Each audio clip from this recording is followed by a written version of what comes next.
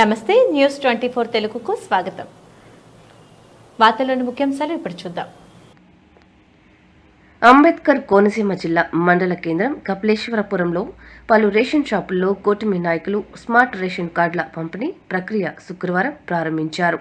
నిత్యావసర సరుకుల పంపిణీలో అక్రమాలకు చెక్ పెట్టేందుకు ప్రభుత్వం స్మార్ట్ కార్డులను ప్రవేశపెట్టిందని, క్యూర్ ఆధారిత స్మార్ట్ రేషన్ కార్డుల వల్ల పౌర సరఫరాల వ్యవస్థలో అవకతవకలకు చెక్ పెట్టవచ్చునని ఈ సందర్భంగా వారు తెలియజేశారు. ఈ కార్యక్రమంలో రేషన్ డీలర్లతో పాటు కూటమి నాయకులు, లబ్ధిదారులు పాల్గొన్నారు.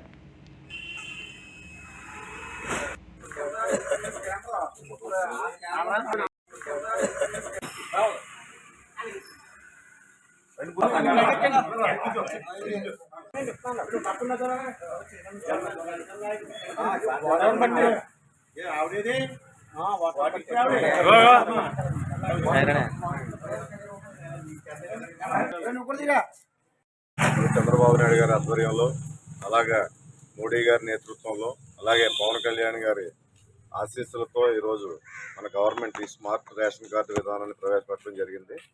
దీనివల్ల ముఖ్యంగా బియ్యం అక్రమ రవాణా అనేది అరికట్టడం జరుగుతుంది. ఎందుకంటే ఈ స్మార్ట్ కార్డు వల్ల డైరెక్ట్ స్కానింగ్ చేయించుకుని స్కానర్ ద్వారా మనకి ఉపయోగం పొందవచ్చు.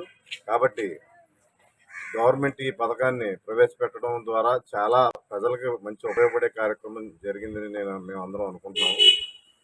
ఈ కూటమి ప్రభుత్వాన్ని మీరు అందరూ దీవించాలని మరొకసారి కోరుకుంటూ ఈ స్మార్ట్ రేషన్ కార్డు వల్ల ప్రతి మనిషి కుటుంబం వ్యవస్థకి మరియు ప్రభుత్వానికి మధ్య వారధిలో నడుస్తుంది. ఎందుకంటే బియ్యం అక్రమ రవాణా అన్నది అరికట్టడానికి రేషన్ కార్డులు ప్రవేశపెట్టడం జరిగింది.